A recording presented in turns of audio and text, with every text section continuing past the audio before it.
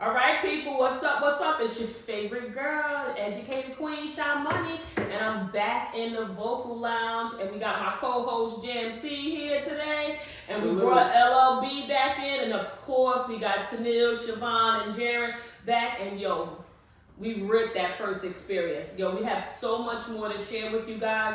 We coming back for a part 2. We want to hear all your feedback. And now that we got the self-proclaimed spelling bee king, oh yeah, hit us up with the email address, JMC. Let me clear it out. I'm undefeated 8th grade. And how long ago were you? 8th grade. Right.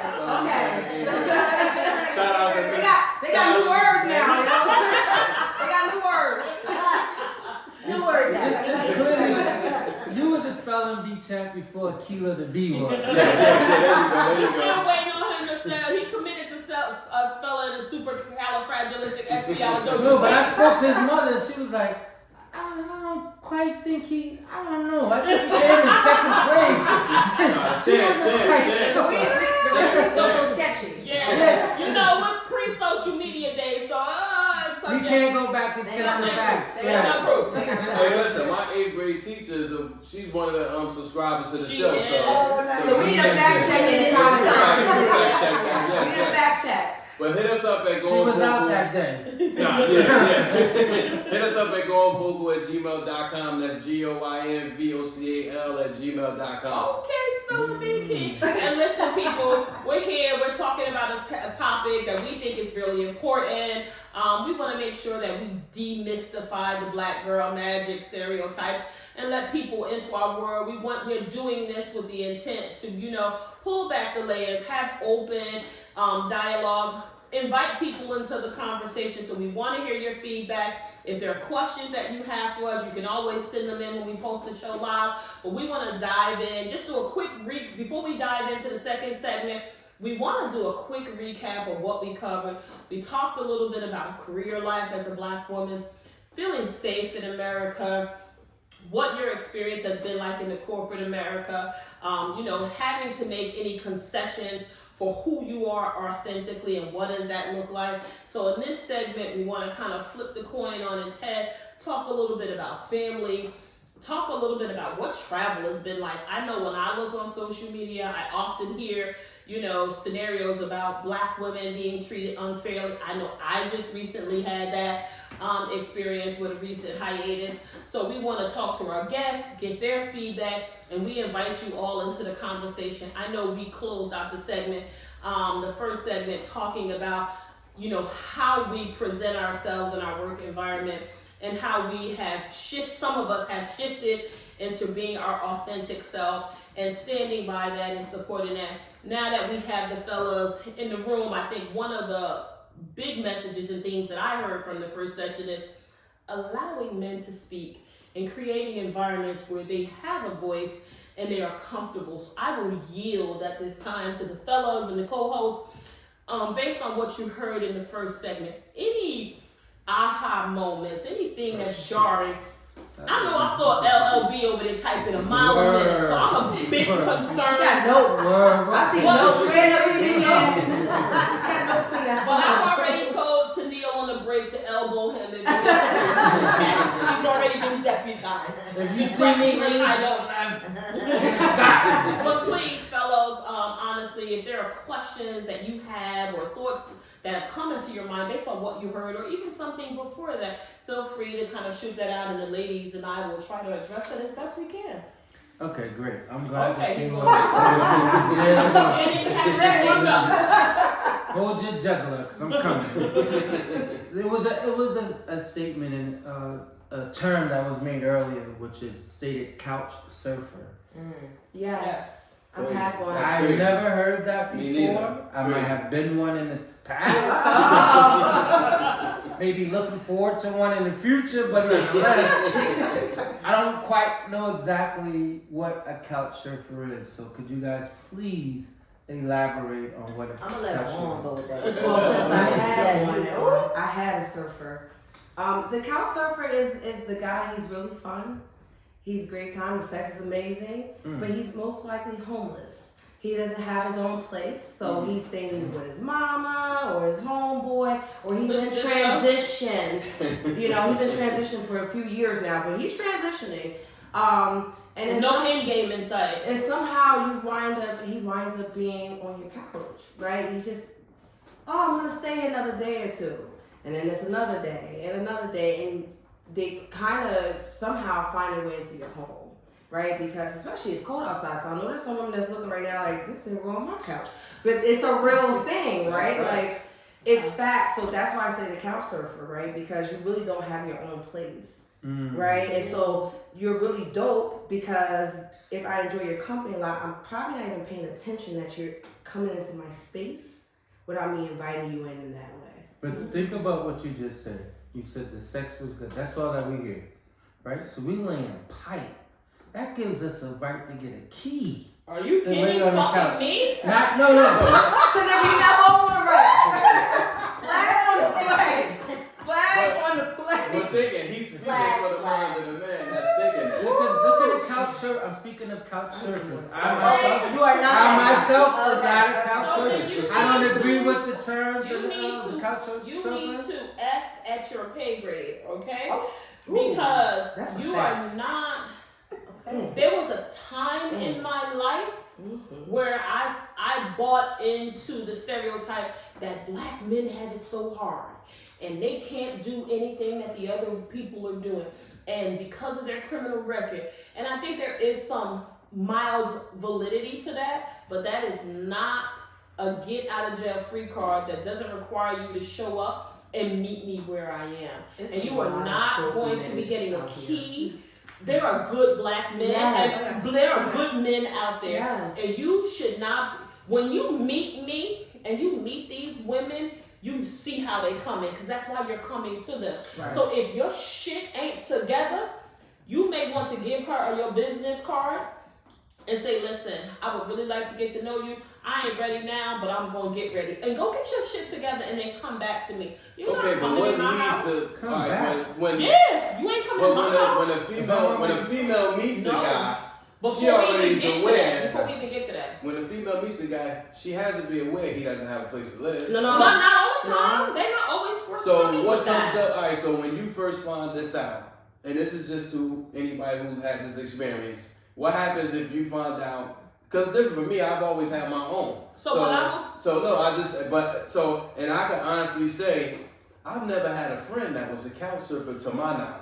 So for me, when I hit, to my knowledge, I don't know. So because most people I know, most guys I know, if something happened traumatic, maybe they just came home, whatever, they had their own place to stay. They always felt like, nah, I'm not leaning on no female. So I'm gonna try to do whatever. If I have to be here with her for now, that's not a means to an end. So I won't be here long unless, even if we're in a relationship, I want to get my own. So may I respond to that? So I think for me, and again, this is what the cat. I want to go back to the disclaimer I gave on the first segment. Again, each of the individuals on the panel today are speaking about their individual experience. Yes. That may not be the experience for the masses. They're speaking on their own individual experience. So I'm drawing from my experience. I have found myself trying to fix or help catapult somebody. And so I have made some concessions. So I knew to excel? Huh? Catapult to Yes. So somebody didn't have a career. They might have had a job. Maybe they didn't have their car because their license was messed up. So I was always trying. In the past, it was a couple of times, not a lot. I want to be very clear. I ain't built like that. I would try to give somebody some guidance to help them get on their feet. Mm-hmm. So sometimes women, we take that on because we're naturally nurturers. We think we can help you and we can lead by example. But at this point in my life, absolutely not. Yeah. If you ain't meet me where I'm at, I'm not the right person for you. So you took your cape off? I wouldn't say that I just use it in a different capacity. No, I think there's validity to that. Yeah. I also think that there's a time and place for it. I think, when you're young, you're 18 and you find someone, you're building together or whatever, and so you sort of, take those things on. But at this age, in this chapter, listen, the stories I hear is I've heard some dating horror. It's tragic. It's a chemical spill out there. It's a chemical spill. It's toxic. Felt like, well, let me help him out. Let me give him the resources that he wouldn't have otherwise had. If he can just get on his feet, he'll have it all the way together, and he can take it from here forward. Exactly. He can take sometimes that works, and sometimes. So would that be considered dating with potential? Yes. I'm dating him because he possibly have potential. Absolutely. It's And a I feel like everybody possibility needs a might little get off help. my couch and get it I ain't going. never done the But I couch. respect the brother who said to me one time, "I'm not on scholarship. That's not what this is." I like that. You know, and I had to respect that. He said he what? He was like, "I'm not on scholarship. That's not what this is." Scholarship. Right? Like, I might need $5 from you right at this very moment, but I'm not on scholarship. Here's that $5 right back. I You respect know what I'm that. saying? And I had to respect that. I do. You know what I'm saying? Because everybody's gonna have a down day. It So, does. and it takes a lot, I think, for a man like A lot that to of say, pride. "I need help." You know No, what I'm that's saying? true. Number one. That's true. And then to turn around and say, there's no expectation here. I'm not here on scholarship. You're not here to take care of me. I can take care of myself. Here's your money back, whatever. I like that. So one of the things that we were diving into our professional careers in various aspects of our previous conversation in segment 1. And so that brings me to sharing a statistic. So when we think about the wage disparities and how it impacts Black women differently than it impacts Black men. For every dollar that our white males and our Black men are getting paid, women are only getting paid approximately between 25 cents to 64 cents on the dollar that the males are getting paid. What is your immediate reaction to that? And I'm going to pose that question to the men, and I'll yield to ask them to ask a question and give us your honest opinion. And then I would ask the ladies to chime in with their thoughts. I think that, and I work in a corporate setting as well. At the strip club? Oh. Yeah. I mean, he's a manager there, though. He's a manager. I He make sure the wings come out hot and I make sure the wings come out hot in the strip club. That's my job. He take it serious. If you ain't got no hot sauce, call me. He had operations. But I think that I don't know. I think that even though So let me numbers take- that you stated, Are you aware of that? So let me ask no, you a I question. wasn't aware of that. Are you aware but of that? it doesn't. To me, and the reason why it doesn't seem like accurate, right? And I'm not saying that the guys that I be around or the guys that I come up with aren't making money, because they are making money as well. I don't know if they're in the same arena and can compete, or with some of you guys, because a lot of guys drive trucks that I know. They went from CDS to CDLs. You understand what I'm saying? So do you realize that when we look at all the Black women and we aggregate everybody's salary together, high, low, medium, below poverty level, the average salary is $36,303 That's for Black women. Look, nobody at this table understood that shit. They like, Girl, they said that's some bullshit. But no, Because you but gotta she's remember, right. a large part of the female population is getting paid below the poverty line. And, So where some of us are outliers, there's a and lot I'm of gonna add us that are something to below that. the Let poverty me add, and also too, what I found out too is that these are Black women with college degrees. So 59%, now, let me say let me this. throw the stat out there. 59% of Black women, that segment of the population, has attended a college, either a 2-year or 4-year college. And 38 or 39% of them have graduated with a minimum of a bachelor's degree. So you're talking about some women who are collegiately educated who are making below the poverty line. Here's where let me say this. Now here's where the insult kicks in there. The average white male graduates high school is still making 90 to 6 figures with a high school with The a high school average diploma. median is $56,000, which is $20,000 Still more. Exactly. And many of them do not even have a college But let me, degree. but I was curious to know, and I don't know if this stat is available. You can probably check it later. What's the disparity between white males versus Black males in the workforce? That's not what this is about. That's going to be in you and JMC segment. Y'all can do that. This is I focused think, on Black. in my humble opinion, I think if you're in the job, you should receive the pay. So if the job pays a high 6-figure salary and you do your job well, you deserve to get paid the same as everybody else. So I disagree with lowering it. We don't cut the checks either.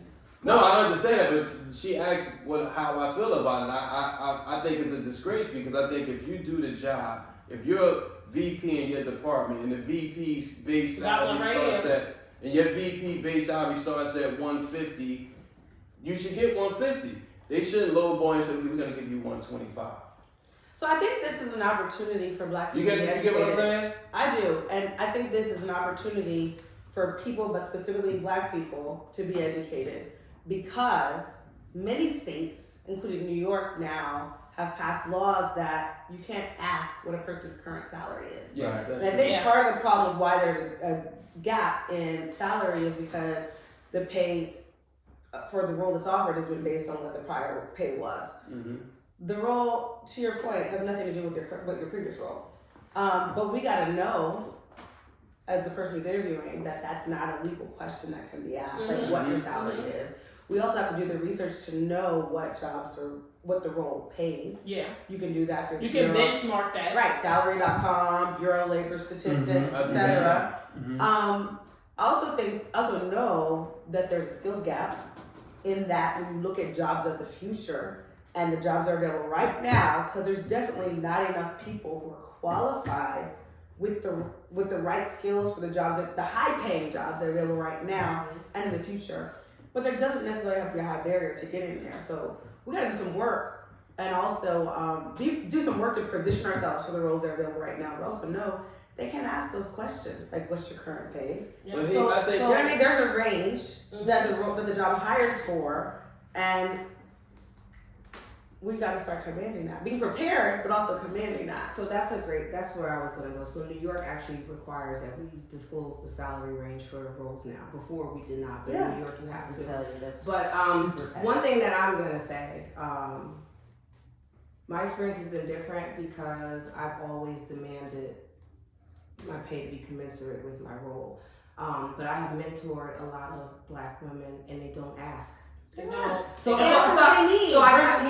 like we have to talk about that, right? So when you're negotiating your salary, if you look, the majority, a white male will go and ask for a lot more. I don't know the statistics, but just from my experience of being a hiring manager for many years, Lean in. the white male will ask for more money.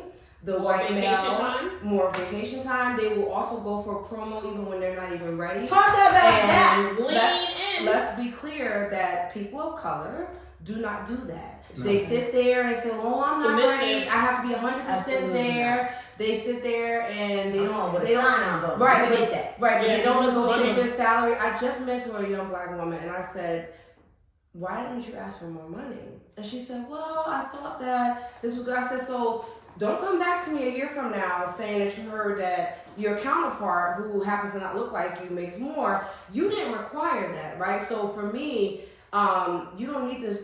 The job and the title has never been my motivator. You could call me head of paper clips, but you're gonna run me my money. Yeah. Okay. You're gonna run me my money, and I think that it has to do with negotiating and feeling confident to actually have the conversation and feeling okay that if they don't, that you're okay to walk away. I know many women, That's the Black problem. women, who have walked off their jobs because they were like enough and have elevated higher and have gotten $30,000-$40,000 more. Yep. So some of this is our accountability, is all I'm saying. I would like to commend you on the fact that you're mentoring other Black women, because I think that's part of the problem. So being in human resource management for 20 years now, one of the things that I found is that our people are not prepared. No, they're not. They're not. They're not prepared for interviews. Sometimes it is their outward appearance. Yes. Right? Like a Not white knowing the guy industry. or a white girl could get away with, a little something, something. We cannot. We cannot do We're that. held to a different standard. And it is what it is, but that's what it is. Right. Okay, and then I also feel like with regards to negotiating an employment contract, whatever, again, we're not prepared. We don't know what's involved. We don't know what we can ask for. We don't know what the range of. Why is such a research being done ahead of time? And college doesn't teach you that. It does not. Can I just say this? My mom, Black woman, she worked in publishing for 16 years. My mother used to do mock interviews with me. She used to just kind of go over my salary contracts, like all of these things in the beginning of my I have to career. remember my daughter now. And it's You but have that's to what prepare I'm them. saying. Our people are black men, Right. right? Like forget the girls for 1 second, but the black men, they're just not being prepared. And I think if we just turn around and start mentoring and leaning back and giving a helping hand, because the white sector, they help do. that next generation. Well, and I They give feel them like help. a lot of times we spend a lot of time on mindless shit, right? So we're worrying about the latest video game, the latest, J. And I'm not saying that other races aren't also involved in that, but we need to be taking time. Some of that dinner conversation needs to be about this, making sure that our children are prepared. They understand financial literacy. They understand how they need to play this game because there is a game. You need to be prepared. And you need to be able to handle these conversations. In the book Lean In, it talks about how people are promoted. White men traditionally are promoted based on their what people perceive as their capability and their potential. And they will put them in jobs 2 or 3 levels higher than what their capability is. But for women, and then you go lower to black women in general, they want you to already be operating at that level and delivering at that level before you're even considerate. We have to shift that dynamic and we have to ask the right questions, and you have to be willing to push your chair back and walk away from the table and be okay with that. But I think that's the problem where a lot of them are scared to walk You away can't from the operate table. from a place of fear. Walk away from the table, whereas though they may be offered a whole bunch of money, probably more money at this current position that they're going for that they've probably ever seen. Right? And so they're willing to go ahead and bite the bullet for this versus saying, well, no, if they did the research and realized that they're getting paid $15,000 to $20,000 less, I'm not doing that. than what they should be getting I'm paid. not going to do that. as I'm going to opposed negotiate my salary. I remember one of the last jobs I applied for, what they offered me, I didn't accept, and I went back with a counter offer. And they asked me for my offer letter for the current job that I was at. Yeah. And I refused. And I was very polite, and I said, well, we've gone this far in the level of discussions. It's clear that we are aligned, that I have the capabilities. It's just how much you're willing to pay me for that. And I see it as this, and I'm hoping that you meet me there. If not, I'm willing to walk away from the table. And I guarantee they came back and a $50,000 sign-on bonus. Absolutely. You have to demand what you are worth, and you have to be okay with that. And I'm telling you, most times, if you've gotten that far into the negotiations, they want you. What I would add though is that we also have to, so often, it's interesting, my husband just had this situation where there was a young woman who had kind of a checkered background. She was getting a really good opportunity.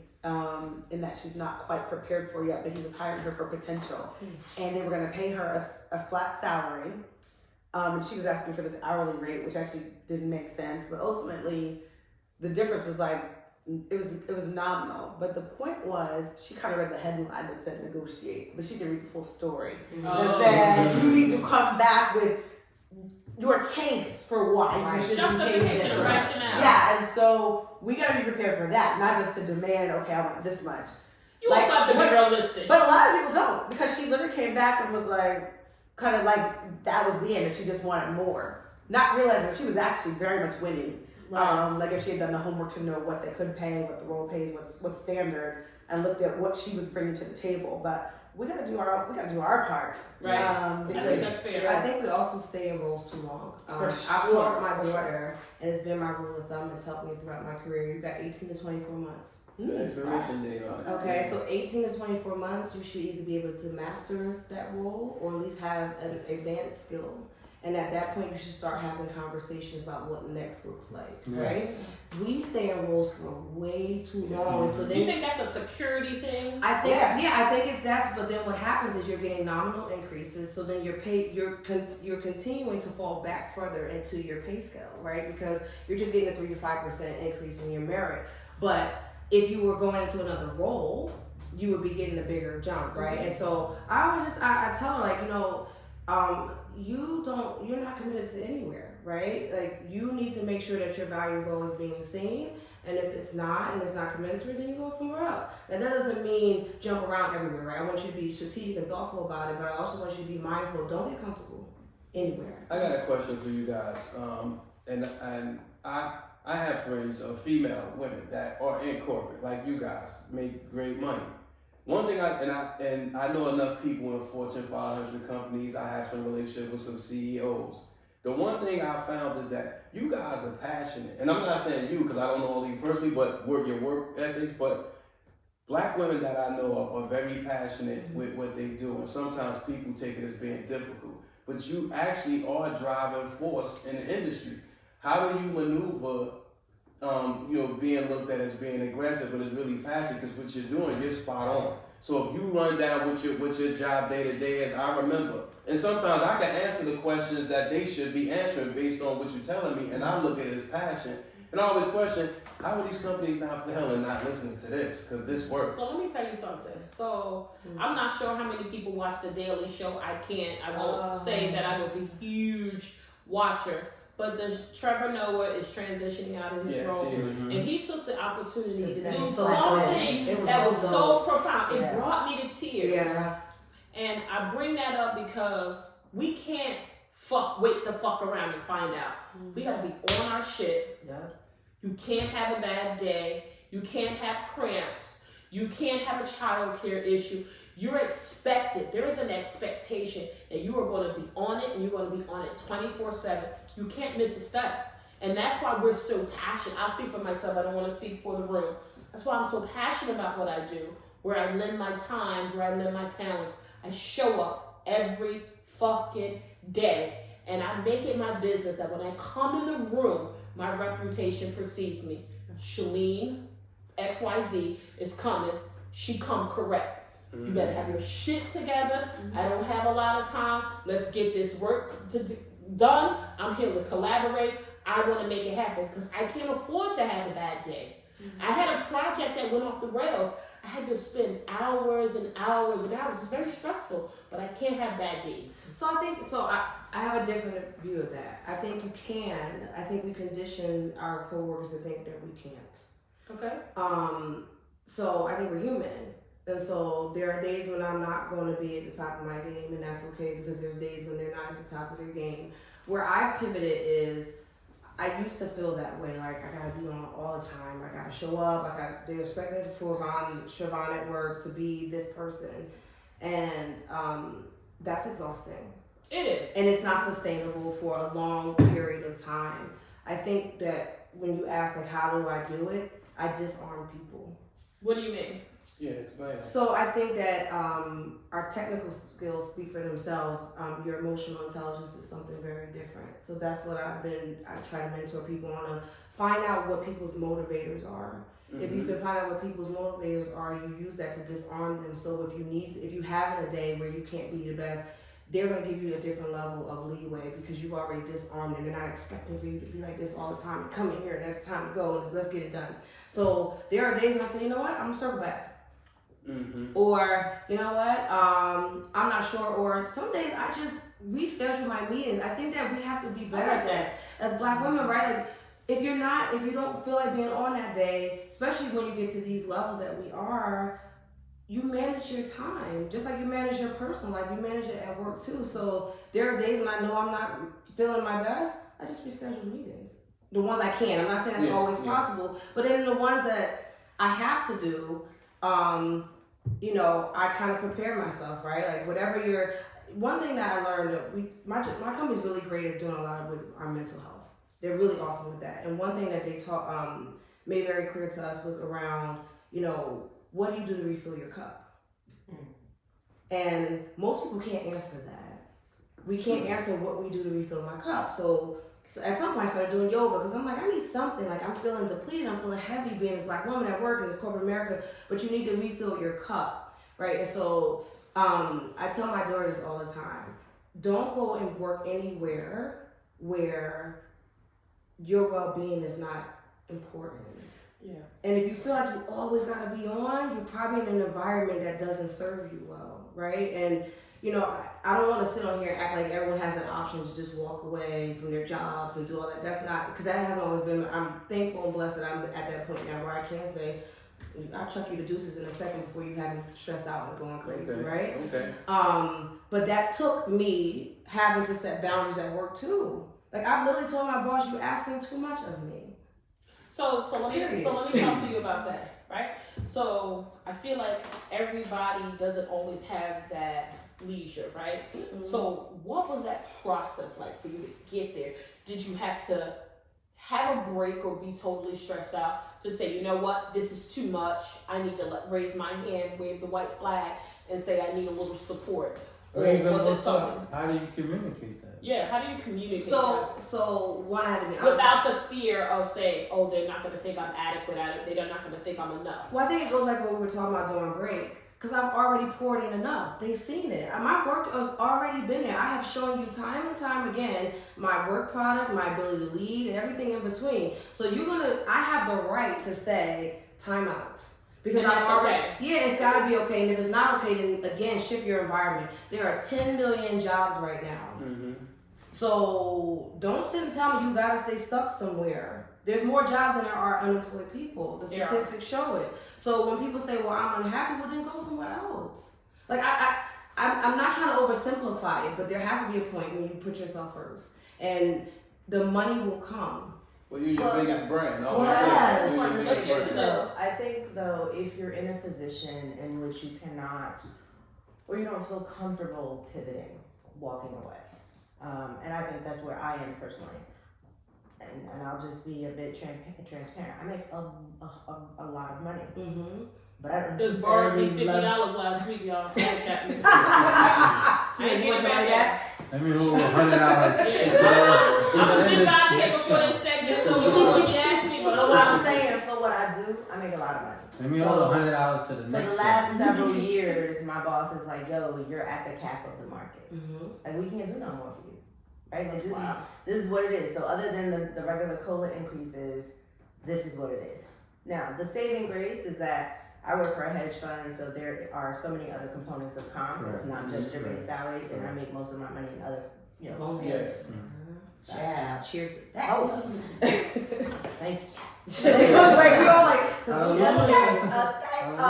but I started doing recruiting about 5-6 years ago. And so I literally just had my review on Friday.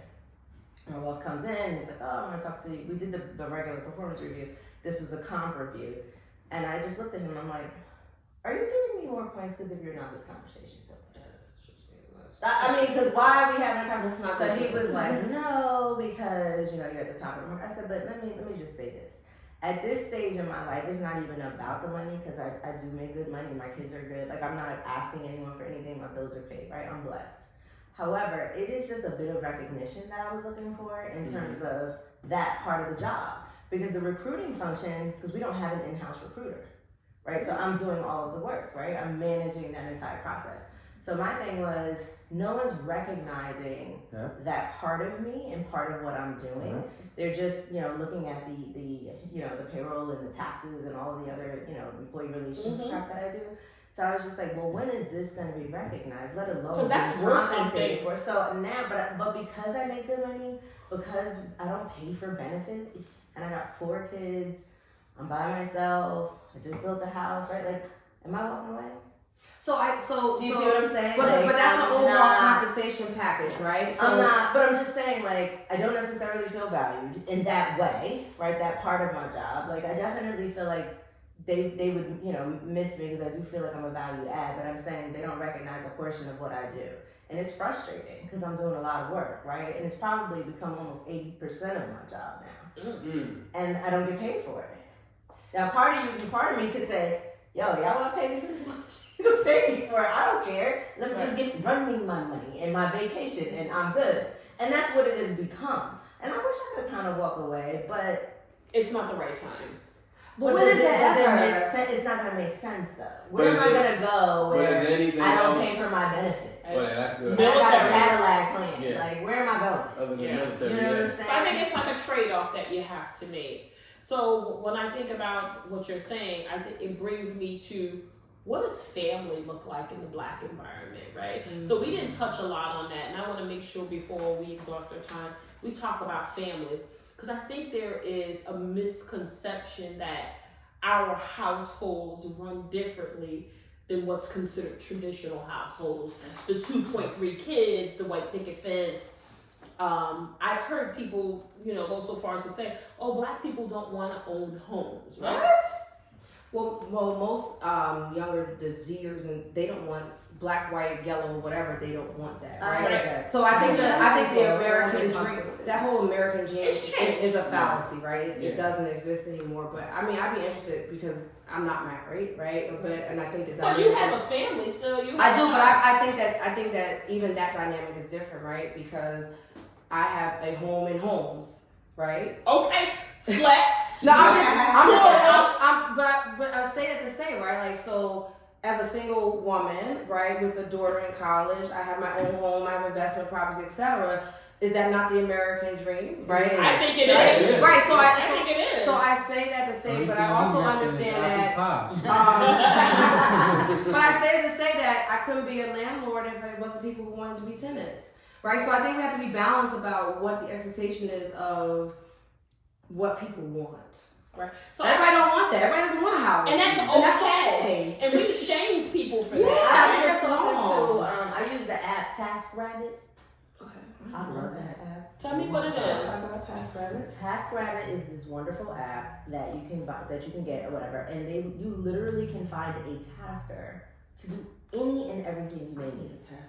So when I tell you, I got it. Listen to me. Wait, Jerry, clean your house, paint your house, organize your house, mount pictures, put up lights in the yard. Okay.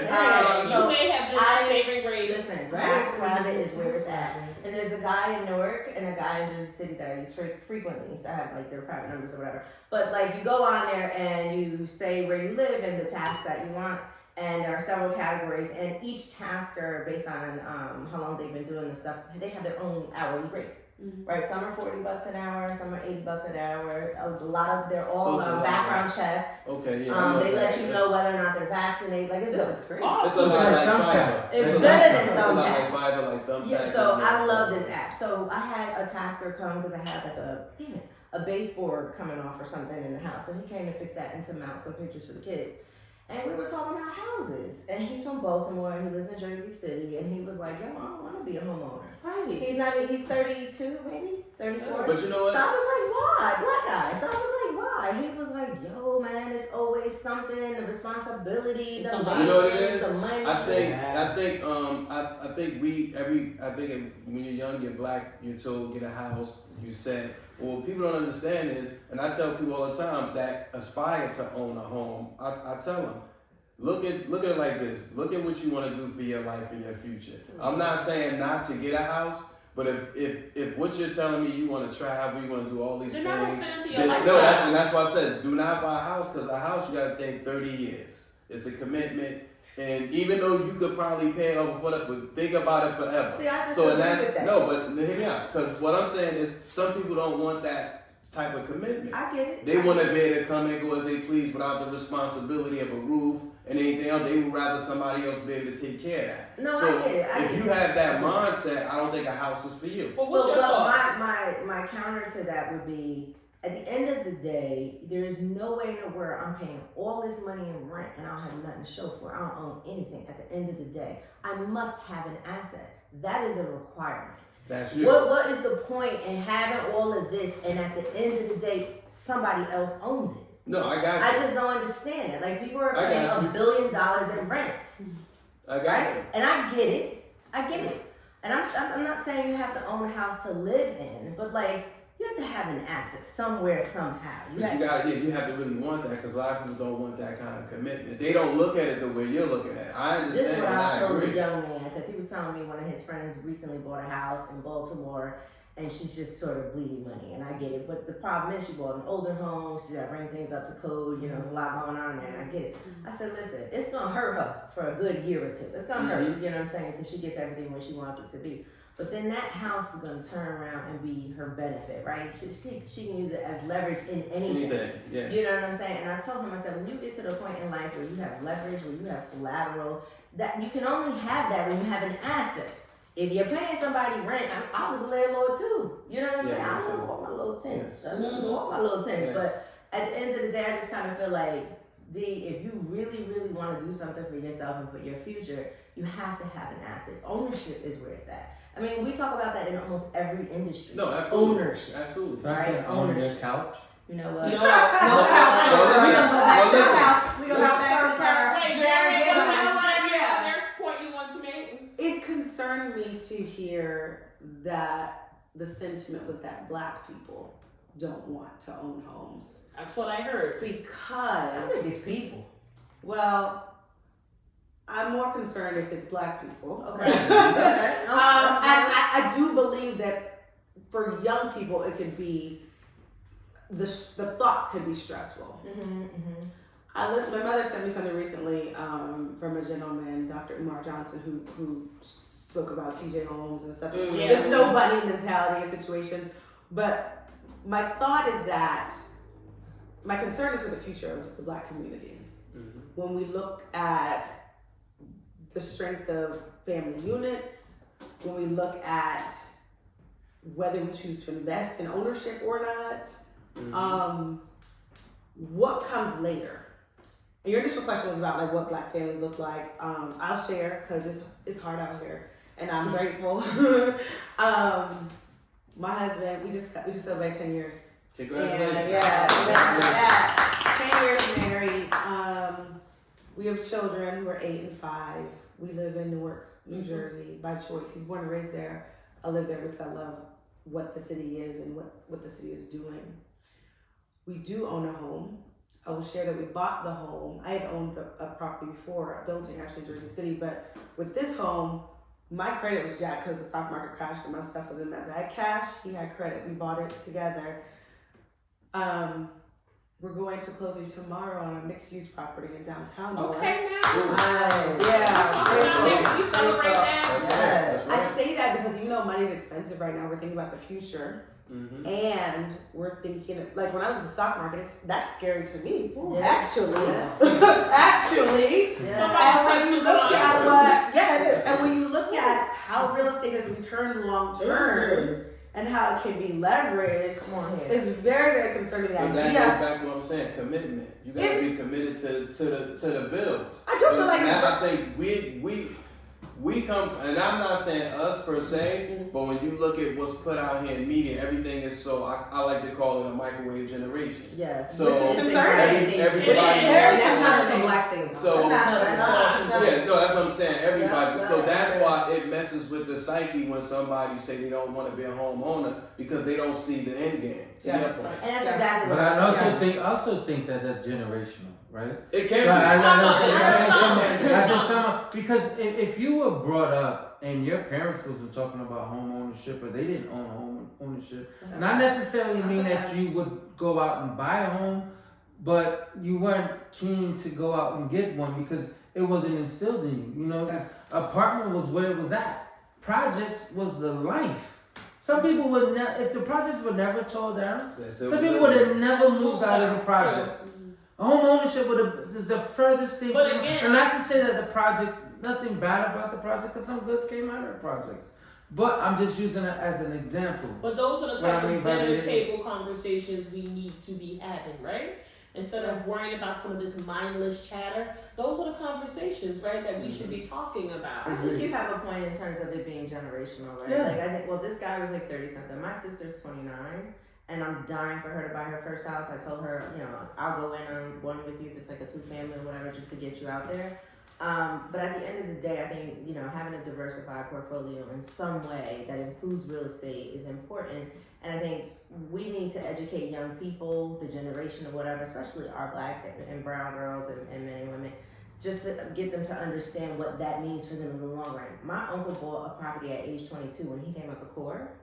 Dude, the amount of, I mean, Crazy. just like, because he already paid for the property, right? And it's like, now you can just use that property to buy another property, and just, It's a real thing. I It's bought a my first real property thing. at 25. I Right. wiped out my savings account wow. to do it, right? And no one taught me about that, right? Like I mean, my father and I lived in an apartment all my life. Like I don't know, there was nothing about home ownership. But something I knew, like, okay, there has to be a long-term game, right? What's the end game? But Mill, you bring up a point around the whole commitment piece. I think if you change the narrative from commitment to wealth, Yes. because Okay. right, because Yes. I have never, that 30 years is an anomaly for me. Mm-hmm. Nothing I own is because I'm going to be in it for 30 years. Right. It's because I leverage it to buy other stuff. Yeah. Because No, I'm creating absolutely. wealth I agree. for my I agree. daughter, right? Yeah. And so I think that the narrative has to change how we talk about That's it. a really good Um, point.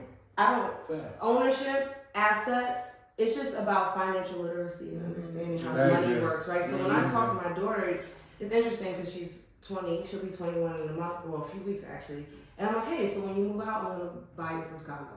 We'll just buy it, it'll be in your name, you start your, and she's like, no, I'm gonna do it myself. I don't, Okay, Right.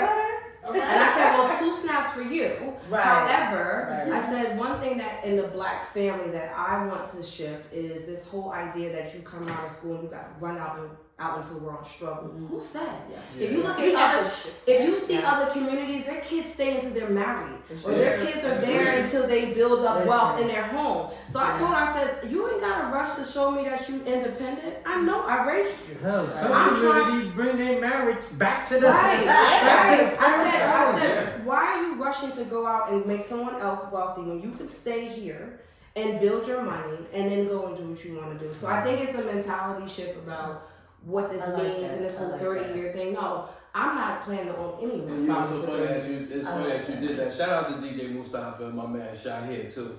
Oh, That's Shahid, yeah. Shahid mother, Shahid parents did that for him. Yeah. And that's one of the things that compelled, that's how we connected. It was like, yo, you got dope parents, yo. Because when he got of age, they didn't want him to succumb to the street. So they said, listen, this is what you're going to do. So for years, we always thought Shahid was in the street. I never knew what he did. Then it was till we started looking at properties and Mustafa was like, yeah, you know Shahid, my cousin. So that's what he do. I said, yo, he got dope parents. Shout out to I think that's Shahid. dope. I'm in your real estate group about to get it. But no, but it is a thing, right? Like, I didn't have that, but it's important that our children do. So that's a Yeah. shift And we that's have what to do. other families do. That's what what this they lady do. at my job told me. That's what they She do. was like, her mom told her from jump, 3 girls. She's like, yo, go to school in state and I'll pay for college, right? Go to school out of state, you have to get a scholarship, right? So she decided to go in state. She graduated, she goes to law school, whatever, yo. Her parents gave her a $250,000 check. Mm. When For all the she money they saved. And here it is for you to start your life. You can Yeah. buy a home, Yeah. you can get married, you can do whatever you. But we don't have that. Yeah, we have to we weren't shift that. taught to Tell do us it. that with, tell us But that the fact that you're with starting out with your kids, Especially It's like, like me. you know what I'm saying? And That's how you that's change been the my dynamic. mindset. Like Yeah. for me, I'm gonna buy each kid a house. Boom. You know what I'm saying? One friend of mine, he was from Daytona, Florida, I think, by Bethune-Cookman. Mm-hmm. His mom just started buying properties by the school, renting them out to students or whatever. That's awesome. And that's how he got through school and all sorts of stuff or whatever. And I'm like, yo, that is so smart. You know what? No, you want to live off campus? Okay, I'm gonna buy you off campus. I told my daughter that. My girlfriend just did it. And She said she wanted wanted to She move- just did that. Yeah, she said she wanted to go Yeah. off campus next year. I said, so let's go Like, I find was it's- thinking about that same thing. It's so important, but I think it's Same really thing. what you're saying. Yeah. It's a shift in our mindset. Mhm. It's about Always literacy and really talking to one another and our kids because they won't know if we don't share it with them. Nobody holds property for 30 years. Nobody. Not in this No, day and no, age. no. That's you're right. We really need to nix the word Yeah, you're commitment right, and you're right. change that language. But they could. They They could. want you to have to. If they Because then at 30 years or sooner when it's paid off, let's say you pay it every payday instead of once a month, and you pay it off in whatever amount of time. 25 Now that's your years. retirement. You know what I mean? You're Like set. you have choices. That was a gem she gave. Pay Yes, your she mortgages did. by Yes, she did. monthly. Yes. Do not pay them once a month. The interest Yes. that you are accruing is a Yes. no, Yes. no. Yeah, she Pay definitely them snuck that down. You in. literally are giving yourself one extra payment. Yes, she Yeah. snuck that in. So listen, so ladies, I will ask you this, and then I'll yield to the fellas for them to share. I know we're getting close on time. If you had to tell little Jaron, little Vaughn, little Tennille something, giving where the lens you look through now, what would you tell little Jaron? I would say number one, don't be intimidated by all this magic at this table. Okay, now. Okay, because your reality today may not be what ours is, but what I will say is that you're still little, and even if you're not little, you literally can start a diet in the middle of a bag of potato chips. Okay. Okay, Right. yeah, She got make choice right this minute for the life that you want, then get educated. Now, I don't mean go spend $1 million at Harvard. I'm saying that your skills matter now more than anything. Mm-hmm. The world is different than it used to be. Mm-hmm. So do some research and position yourself accordingly. Show up right. Some people send me messages on LinkedIn, but their stuff is not right. You spell check. That's small, but like people want to give you an opportunity. Yes. People believe in the future, in who you can be. And right now, in this moment in time, opportunity is ripe. Know that, but do your part. Do the research and show up strong and ask for help. Ooh, Because people are so willing. If you do a little bit, people are so willing to help you. So ask for help. Do your part, ask for help, and create the life that you want. Nice. Ooh, thank you. Nice. Siobhan, what are your I thoughts? love it. Do I gotta follow?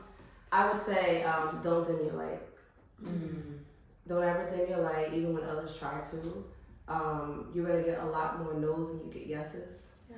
The no's are what actually where you grow. Is in those no's, and I would say fail and fail fast. I think that it's important that you take a risk, because without taking a risk, you typically become stuck. Yeah. Right, and so I would just say, believe in yourself and take chances, and also listen to other people who see things in you that you don't see in yourself. Yes. Because those are the moments when you actually probably finding your gift and your passion and purpose that God's given you. Yeah. Absolutely. Thank you. Tanil? So I'm gonna go on a biblical note. So for me personally, coming from a long line of ministers and pastors, I think it's very important to find your own path and your own relationship with God. And I think that's a very, very important thing. Once you're on your own and you're an adult and you're trying to figure things out, having Christ as your anchor is important, because there are going to be some things that this world will try to knock you down to your core, strip you of who you thought and think you are. But having an anchor in Christ is the most important thing. Yeah. It will save you when no one else can. In the workforce, in your personal life, Everything. in school, having the mind of Christ, understanding that you're more than a conqueror, understanding that you really honestly can do all things. And it's not just like through Christ who strengthens you, obviously, but he's going to put people in your path. Yes. He will put people in your path. And I've personally experienced it. Just having people there as your advocate, having people there as an olive branch. He talked about that with Isaac and Abraham, and it was a ram in the thicket. There is so always somebody in the thicket, You better come waiting on. and holding you down. So that is my message to the Tanils, and that is to always remember to put God first, and I think everything else will come, because everything will be done for your good. Absolutely. Sha-Money? You know what? I don't think I need to go over what our esteemed guest said. I think they've said enough.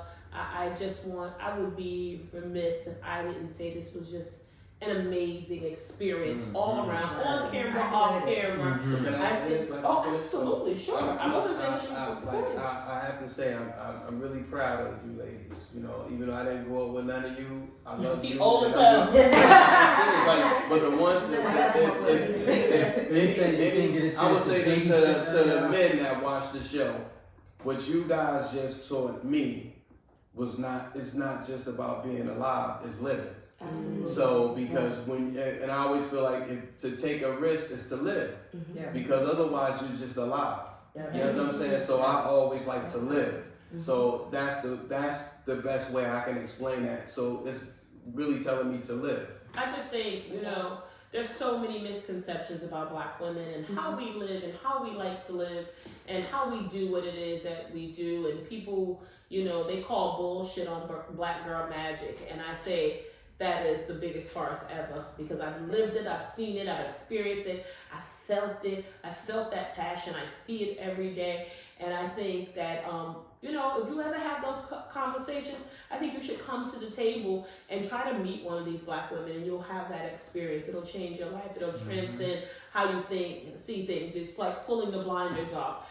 So I just appreciate you three ladies for being vulnerable, being in the moment with us, being honest and transparent, sharing your experiences. I hope that if you're a listener out there, get off social media after you watch us and subscribe. If you have that business that you haven't started, if you have that idea around now, don't get in your way. Don't be a naysayer. Do it. Do it. Do it. It is in those moments that you will find your greatest inspiration and you'll have your greatest successes. So I thank you, each one of you, for coming today and spending your time and talents with us. And, I want us to transition to the fun part of the show. We talk about that GYST, because we know in the media there's so many crazy effing things happening and in real life. So as we close out the show, we want to talk about that get your shit together, because there's always something happening. And if you fellas will oblige me, I know we're short on time, I want to just tell a quick one. And I put a part of this on my social media. So as y'all know, LLB and GMC held it down last week while I was on hiatus. Yeah, I had another vacation. I wrote it in my contract. We talked about negotiating. It was in my contract, right? And so I had some access to pre-boarding, which is pretty much reserved for first class and maybe people who have disabilities. And so the woman who was, the agent at the gate, everyone else was not a person of any color. So when I came, I was like the 7th or 8th person. She put her hand out and she stopped me. Another woman of color. Wait. She stopped me. She gave me the hand. And she didn't even let me scan. She blocked all of that and she stopped me. And she said, "Oh no, this is pre-board." And I said, "I'm aware." I'm aware. So she looked me up and down, right? I don't know what that was supposed to do, but she really didn't believe I had the pre-boarding, right? So I said, "It's so fucking early for this. It's 7:30. So I said, "Would you like to let me proceed?" And she was like, are you qualified for pre-boarding? Not are you qualified. Oh, wait. Not are you qualified. That's the word she used. I said, "I'm more than qualified, Janet." And I said, when I land, I will check with United to see what the process is for determining qualification upon entering into a plane. So it's just like, we have to do a better job, and I know we covered this a little bit, of being open, being receptive, and not treating one another like that. That shit is so frustrating because it's bad enough that some other people don't think we belong in these spaces, but when it's your own people and your culture that doesn't expect to see you, it's very frustrating. So Janet, get your shit together. All the way. And I took an extra And bag. had several seats. Yeah. Anybody else? Real quick with my get your shit together, since I couldn't say nothing positive about the show. Oh, I'm sorry. I'm so sorry. I was watching the time. My get your shit together goes out to the great nation that we live in, the United States of America. If you had never stuck your nose in this Ukraine business, Brittany Griner would have never been detained. Oh, true that. Thank God for Brittany Glad she is Griner home, being though. home. But if the U.S. would have minded their business, Putin would have had no reason to detain us. America, get your shit Hemisphere together. isolation is what I call it. What'd you call it? Hemisphere isolation. You just pay attention to what's here. I'm gonna keep it quick. My get your shit together is going out to Sean P. Diddy Combs. Oh God. If you're not aware, he just had another baby. Now, giving life. Yes, but giving life is a beautiful thing. But the reason why I say I'm giving him to get your shit together is because we have enough broken homes in the black community now. And you have a child and you're not married or committed to somebody. That child is, regardless, you money, but that child is gonna grow up without a father in the home with his mother. So, you got that kind of money with media perpetuates and make it look like it's a glamorous thing. They celebrate. That's a true thing. But it's a negative look when I try to explain to my son or my daughter how you supposed to, man and wife, have children, have a family, and build a house. And they're celebrating it like it's a good thing. Right. Though having a child is a blessed, beautiful thing, I think it's too random to be doing it. You got all these situations. Exactly. Yeah. And again, it's not judgmental. It's just my opinion. Well, needless to say, the show, the Goin Vocal show, will not be sponsored by Revolt. Getting that statement. We stand by it. We stand shoulder. We gonna stand shoulder to shoulder with JMC. Anybody else in our closing segment want to share anything? Diddy said, I thought I told y'all You're one right. He did. That's it. That's it. But it's brother love, so it comes from a place of love. I'm not hating. I love him, but you know, it's You just should love condoms. Love condoms. People, we love you. We appreciate you for listening. We don't take it lightly that you take a couple hours out of your week to spend with us. And listen, any parting words, fellas? Nah. This was a great show. You guys were amazing. And listen, guys, this is the first segment like this. The fellas are going to come back with the male session, and they're going to lead this, and we hope that these conversations are fruitful and that they multiply, and then we encourage each of our listeners and our viewers to take and do this in your small group session, right? Don't let this be a one and done, because these are things that you can do. You can start financial literacy groups. It's okay. You can have these conversations at the dinner table with your own individual families. I mean, you know, put Goin Vocal on, like, subscribe, and share, and definitely communicate with your counterparts. Talk about, you know, how you can be more informed about your decision making and the things that you need to do. I think the more transparent we are about it, the more we'll bring people together. And so I'm excited about the prospect of that, but I will yield to my male counterparts. Can I just say one thing? Absolutely. We started our female session off with, you know, talking about celebrating one another. I wanted to celebrate you two ladies and you. Real estate stuff, education, what you guys do with your kids, 10 years of marriage, you young lady getting it together, going to therapy, doing the work. And putting this platform together. You guys are amazing. Thank you. And the same to you, Mama. I think your resilience, your tenacity, your ability to hold it together, recognize your strengths, and look for support where you need them. I think there's much to be said about that. So I'm very excited to be in this for new people. Yes. New people. That's all I can say is make space, because the exchange is so important. You have to speak life into each other, and salute to both of you. Thank you. And it's super dope that you're going to have a safe space for men to have these conversations. I can't wait to hear what comes out of that and how open and transparent the fellas are being. We're looking forward to. I think there'll be a lot of gems in there from that. For you, so Me too. Me too. Oh, this about to get good. This is going to be like the Marriage Chronicles. Remember how the Marriage Chronicles? That's coming in next year. We are bringing the Marriage Chronicles back in 2023. So listen, don't forget, JMC, what's the email address for the Vocal Lounge? GoinVocal@gmail.com. That's GoinVocal@gmail.com. Eighth grade spelling bee. We ain't seen that spelling bee middle yet. Me and LOB still looking at it. And listen, people, with that being said, it's Goin Vocal. Peace, we out. Peace. Everybody tune into the Pod Squad now.